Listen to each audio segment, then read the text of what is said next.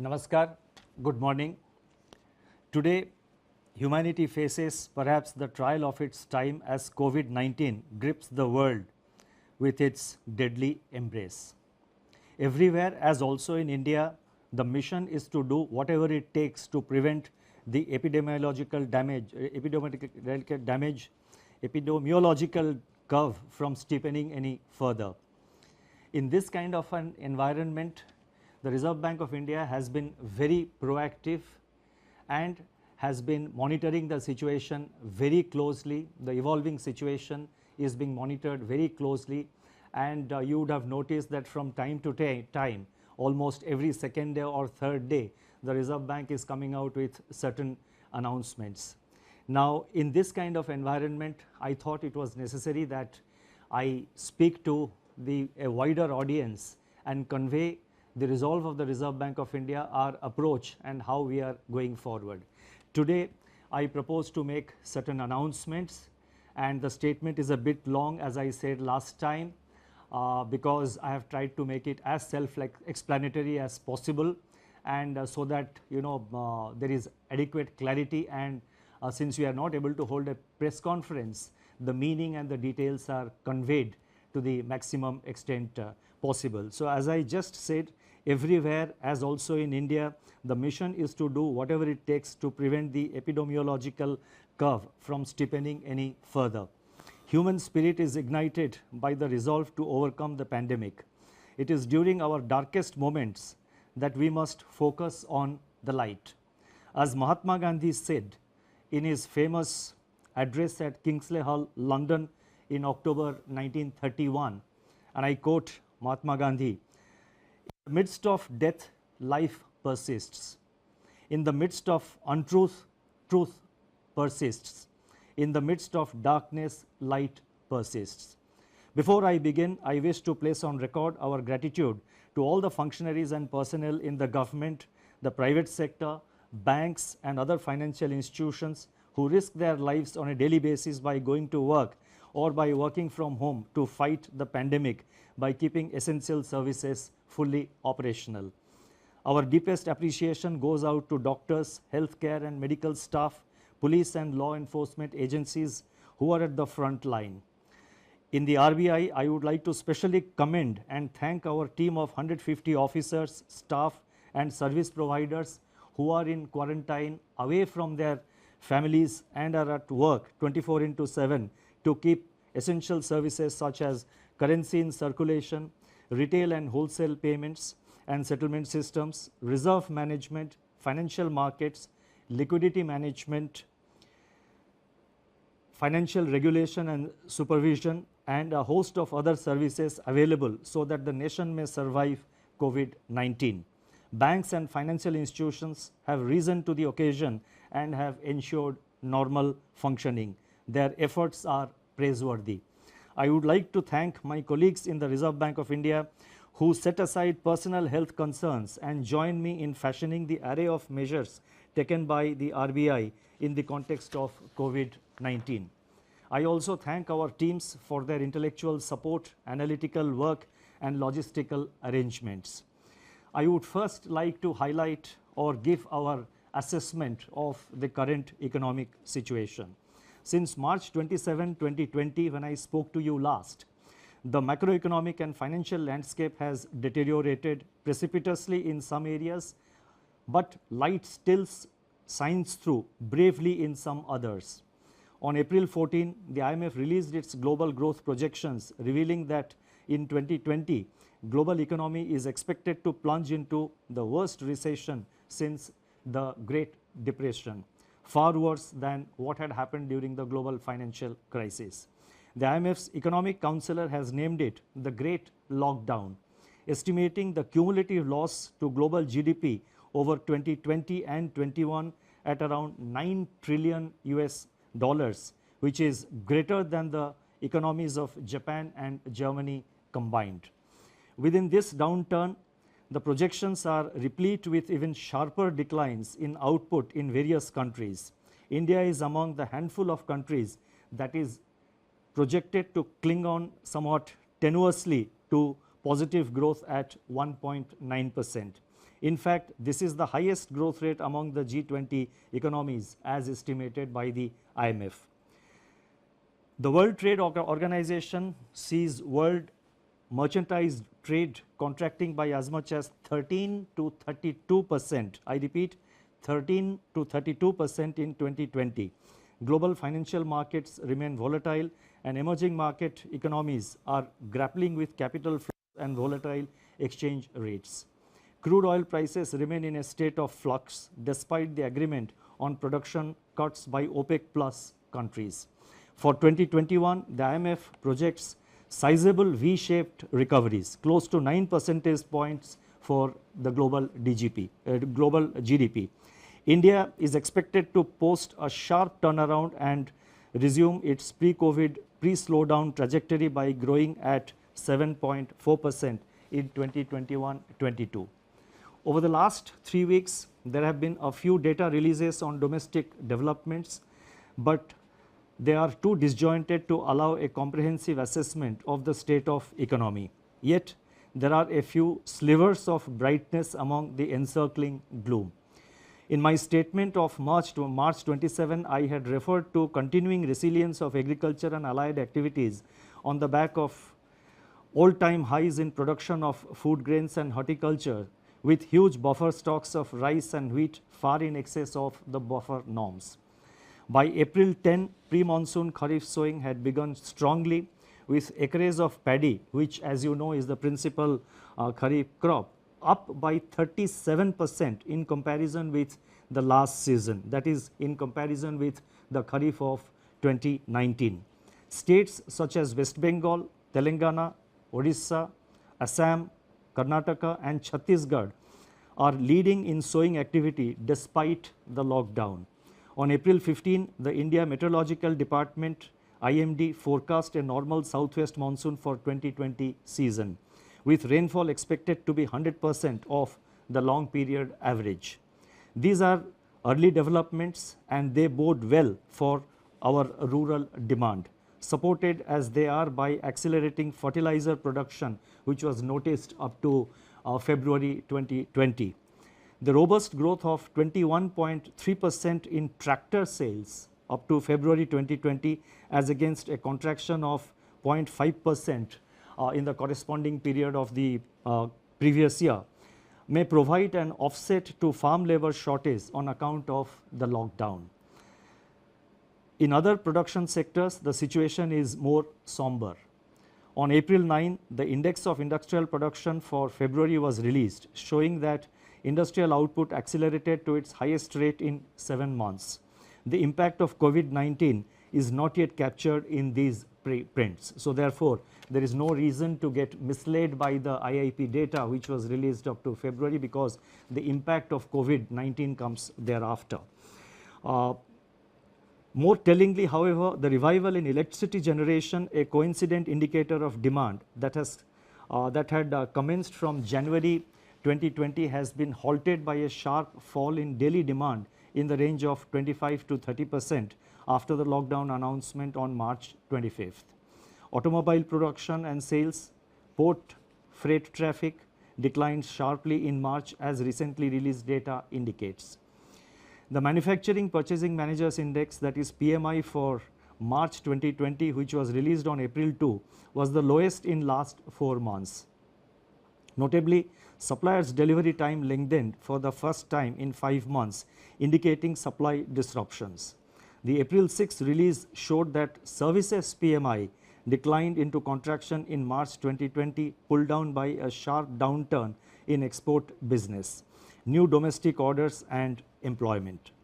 In the external sector, the contraction in exports in March 2020 at minus 34.6% has turned out to be much more severe than during the global financial crisis.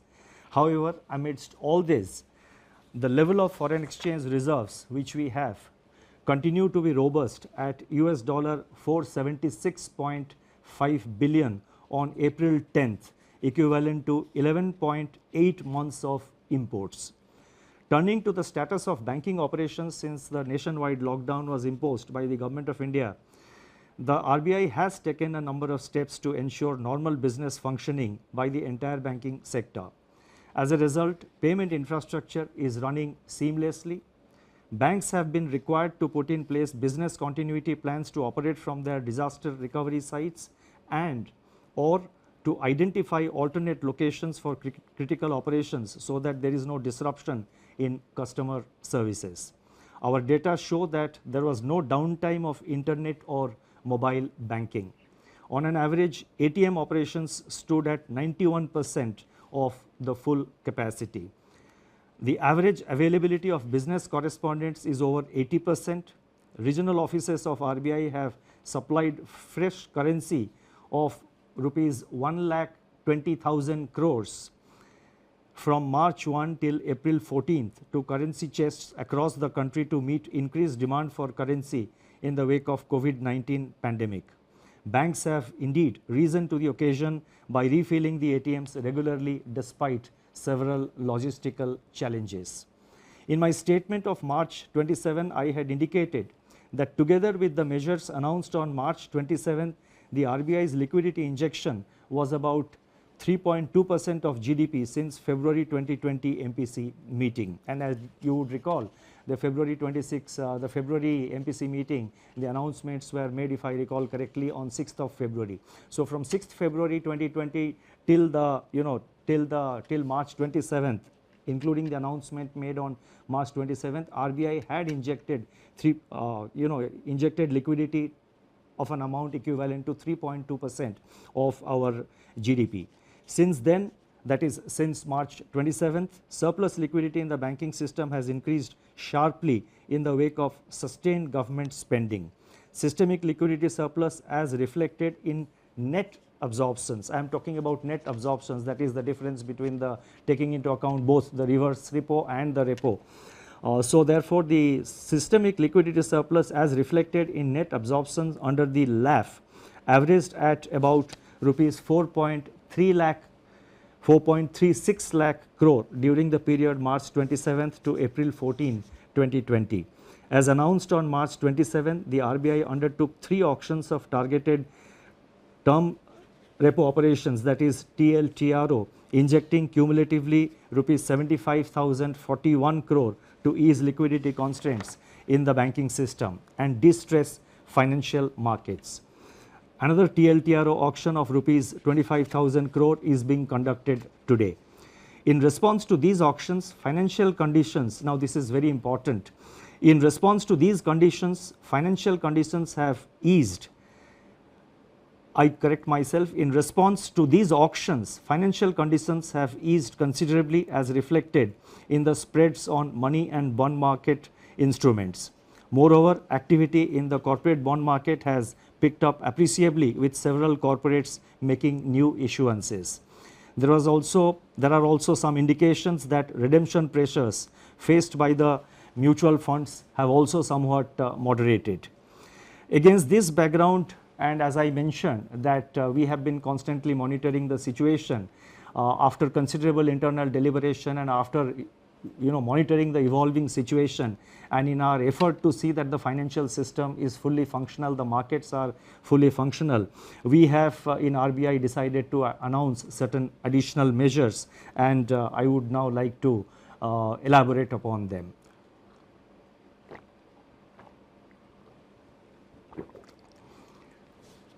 Against this backdrop and based on our continuing assessment of the macroeconomic situation and financial market conditions, we propose to take further measures with the following objectives. 1. To maintain adequate liquidity in the system and its constituents in the face of COVID-19 related dislocations.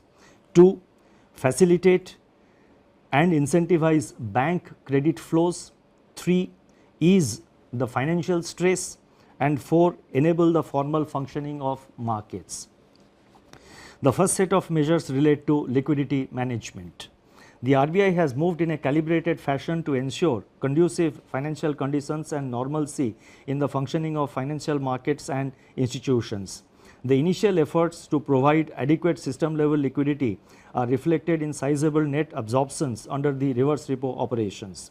With this achieved, the RBI has undertaken measures to target liquidity provision to sectors and entities which are experiencing liquidity constraints and or hindrances to market access. That is, they have a difficulty in accessing the market and they have difficulty of having adequate liquidity with them. LTROs, that is long-term repo operations, which we have undertaken. So these were meant to ensure adequate liquidity at longer end of the curve, longer end of the yield curve. Exemptions from the cash reserve ratio for equivalent incremental credit disbursed by banks as loans in certain select areas and targeted LTROs or TLTROs fall in this category. In this category or in this class and sector specific measures. It is observed that deployment of TLTRO funds so far has largely been to bonds issued by public sector entities and large corporates, especially in primary issuances. The disruptions caused by COVID-19 have, however, more severely impacted small and mid-sized corporates, including NBFCs and MFIs, in terms of their access to liquidity. So we have therefore decided to undertake what we call TLTRO operations 2, that is TLTRO 2.0. Accordingly, it has been decided to conduct targeted long-term repo operations TLTRO 2.0 for an aggregate amount of rupees 50,000 crore to begin with. Please mark my words, rupees 50,000 crore to begin with in tranches of appropriate sizes. Based on our assessment of the evolving situation and based on the pattern of utilization of this 50,000 crore by the market and in the market, it is always open for RBI to step up this amount beyond 50,000 crores as per requirement or as may be necessary to see that various segments of the market, various segments of the the MFIs, the NBFCs and other institutions in terms of liquidity, they remain well lubricated. The funds availed by the banks under TLTRO 2.0 should be invested in investment grade bonds, commercial paper and non-convertible debentures of NBFCs with at least 50% of the total amount availed going to small and mid-sized NBFCs and MFIs. So therefore, the emphasis will be to see that there is adequate flow to the mid-size and the small NBFCs as well as to the MFIs. The guidelines in this regard will spell out the relevant details.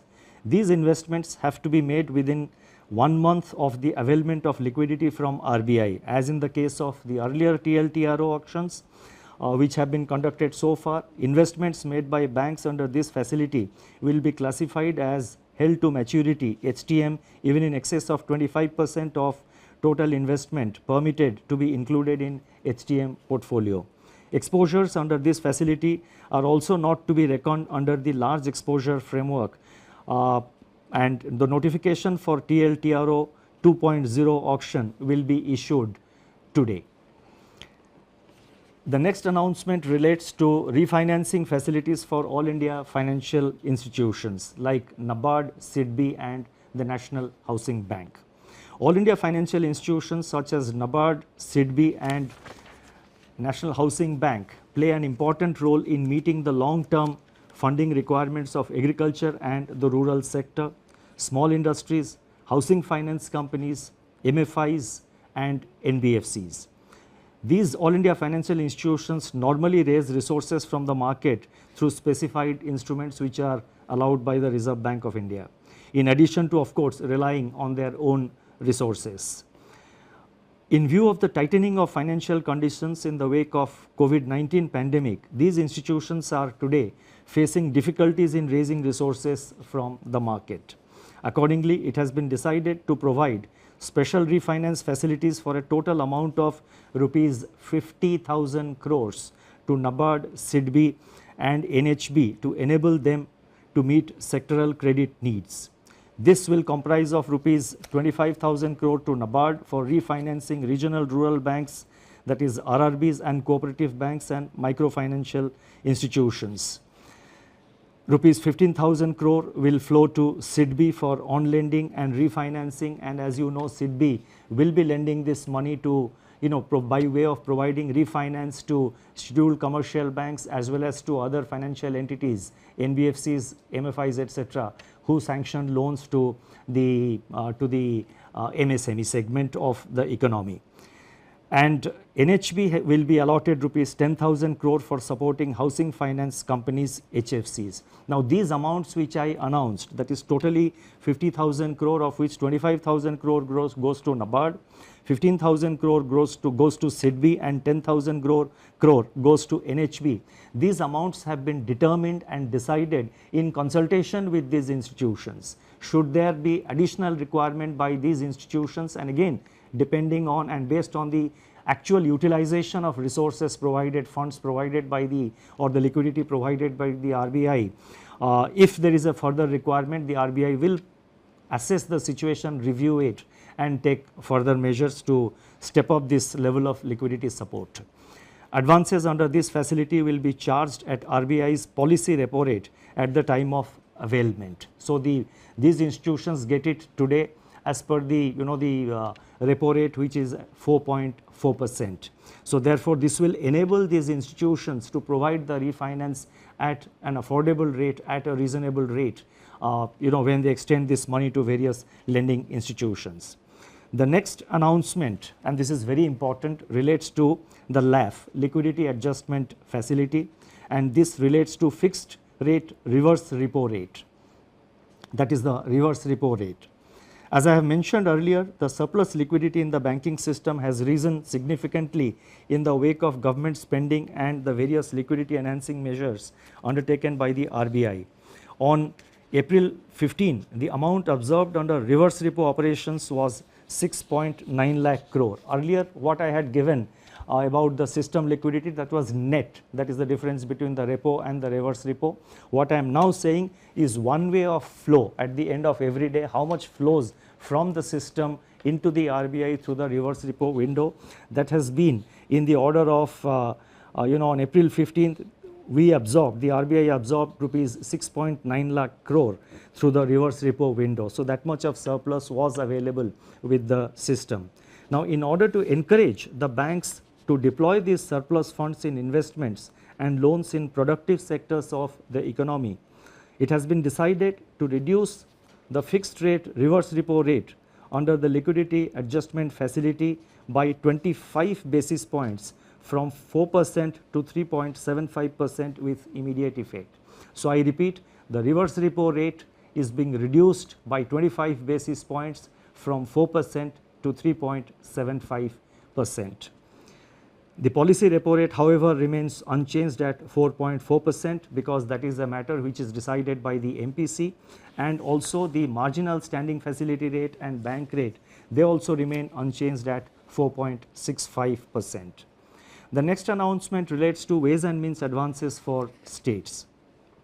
On 1st April 2020, RBI had announced an increase in the ways and means advances limit, WMA limit of states by 30%. It has now been decided to increase the WMA limit of states by 60% over and above the level as on March 31st, 2020 to provide greater comfort to the states for undertaking COVID containment and mitigation efforts, and also to plan their market borrowing programs better. This we expect will help the states not to bunch up their borrowing program in the early part of the year, but to space it appropriately as per their requirement. The increased limit will be available, that is this increased limit of WMA up to by 60%. This facility will be available till September 30th, 2020. The next set of measures are related to regulatory measures. On March 27, 2020, the Reserve Bank had announced certain regulatory measures to mitigate the burden of debt servicing brought about by disruptions on account of COVID-19 and to ensure the continuity of viable businesses.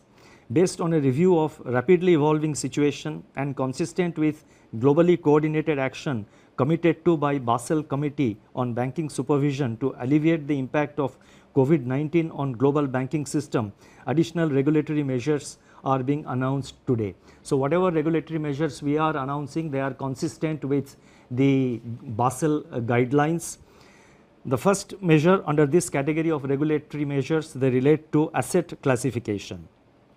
Economic activity has come to a standstill during the period of the lockdown.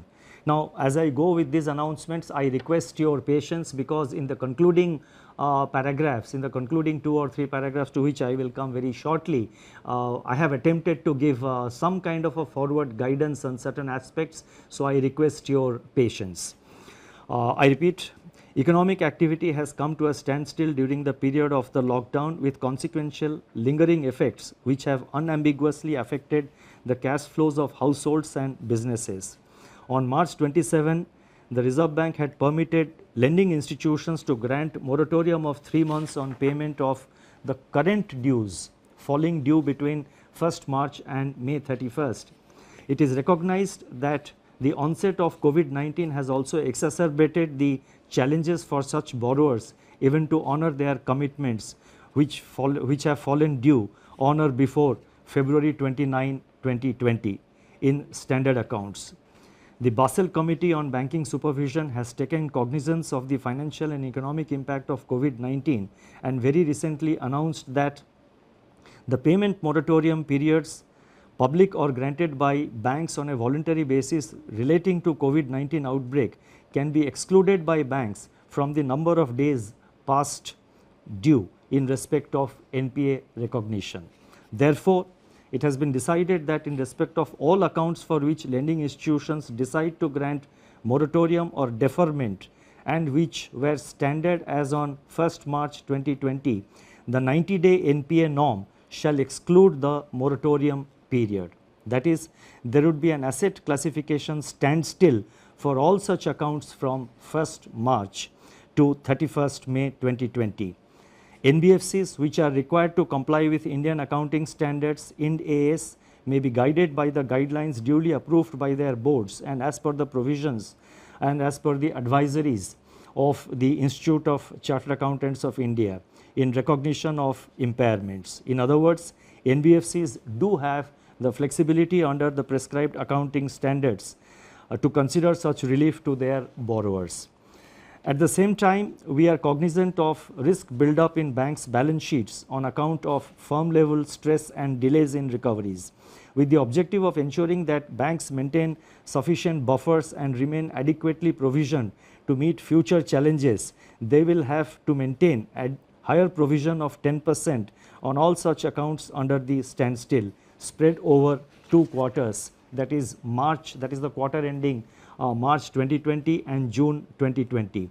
These provisions can be adjusted later on against the provisioning requirements for actual slippages in such accounts. You see, while we are announcing certain forbearances etc. for the banks, Reserve Bank as the regulator of the banking system has to ensure that our banks remain financially healthy over a period of time and in the long term. So therefore, while announcing certain prudential relaxations, we have to necessarily see that the banking system also remains healthy. So therefore, we have required them to make certain provisions, and that is and in any case, we are saying that these provisions can be adjusted later on against provisioning requirements for actual slippages. So only if if the slippage doesn't arise, then the banks have adequate flexibility to sort of deal with appropriately deal with it in their accounts. The next announcement relates to extension of resolution timeline. Under RBI's prudential framework of resolution of stressed assets dated June 7, 2019, in the case of large accounts under default, scheduled commercial banks, all India financial institutions, NBFCs which are non-deposit taking but systemically important, and deposit taking NBFCs are currently required to hold an additional provision of 20% if a resolution plan has not been completed within 210 days from the date of such default. Recognizing the challenges to the resolution of stressed assets in the current volatile environment, it has been decided that the period of resolution plan shall be extended by 90 days. The details of this announcement will of course be spelled out in the circular which will be issued. The next announcement relates to distribution of dividend. It is imperative that banks conserve capital to retain their capacity to support the economy and absorb losses in an environment of heightened uncertainty. It has therefore been decided that in view of the COVID-19 related economic shock, scheduled commercial banks and cooperative banks shall not make any further dividend payouts from profits pertaining to the financial year ended 31st March 2020 until further instructions. This restriction shall, however, be reviewed on the basis of the financial position of banks for the quarter ending September 30, 2020. The next announcement relates to LCR, liquidity coverage ratio. The Reserve Bank, and this is this is a norm which has been prescribed for the banks, as you would know. Reserve Bank has been proactively taking measures to address systemic liquidity issues through a slew of monetary and market operations. In order to ease the liquidity position at the level of individual institutions, the LCR requirement for scheduled commercial banks is, we have now decided that the LCR requirement of scheduled commercial banks will be brought down from, it is being brought down from 100% to 80% with immediate effect. I repeat, LCR requirement is being brought down from 100% to 80% with immediate effect. The requirement shall be gradually, however, restored back in two phases, 90% by 1st October 2020 and 100% by 1st April 2021. The next announcement relates to NBFC loans to commercial real estate projects. In terms of extant guidelines for banks, the date for commencement of commercial operations, DCCO, in respect of loans to commercial real estate projects delayed for reasons beyond the control of promoters can be extended by additional 1 year over and above the 1 year extension permitted in the normal course without treating the same as restructuring. And restructuring, as you know, would obviously have implications for asset classification. It has now been decided to extend a similar treatment to loans given by NBFCs to commercial real estate. This will provide relief to NBFCs as well as to the real estate sector. Now, before I go to the concluding remarks, let me mention that the RBI, as I mentioned earlier, is monitoring the situation very closely. We are very vigilant about the developments, and whenever required, we will make necessary announcements. And so therefore, this is not the last of the announcements that we are announcing today to deal with the situation. As the situation warrants, we will be announcing new measures to deal with the challenges. Our effort is always to remain proactive and also to respond to the emerging challenges. Now, let me now move to the concluding portion of my remarks. In conclusion, I would like to review recent developments relating to inflation and the outlook without infringing in any way the mandate of the Monetary Policy Committee. The press release of National Statistics Office NSO on April 13, 2020 showed that CPI inflation for March 2020 declined by 70 basis points to 5.9%. This is, however, based on data gathered up to 19th March. The data showed a softening of food inflation by around 160 basis points on account of the easing of prices of vegetables, eggs, meat, fish, pulses, etc. In other categories of CPI inflation, pressures remained firm. Daily data on 22 essential food items covered by the Department of Consumer Affairs of Government of India suggest that food prices have increased by 2.3% in April so far, that is up to April 13th, in a broad-based manner, though onion prices have continued to decline, and at the same time the PDS kerosene prices have slumped by 24% in the first fortnight of April. Domestic LPG prices also declined by 8%. These early developments suggest that inflation is on a declining trajectory, having fallen by 170 basis points from its January 2020 peak. In the period ahead, inflation could recede even further, barring of course any supply side disruption shocks, and may even settle well below the target of 4% by the second half of 2021. Such an outlook would make policy space available to address the intensification of risks to growth and financial stability brought about by COVID-19. This space needs to be used effectively and in time. The RBI, as I said earlier, will monitor the evolving situation continuously and use all its instruments to address the daunting challenges posed by the pandemic. The overarching objective is to keep the financial system and financial markets sound, liquid and smoothly functioning so that finance keeps flowing to all stakeholders, especially the vulnerable and the disadvantaged. Regulatory measures that have been announced so far, including those which are announced today, are dovetailed into the objective of preserving financial stability.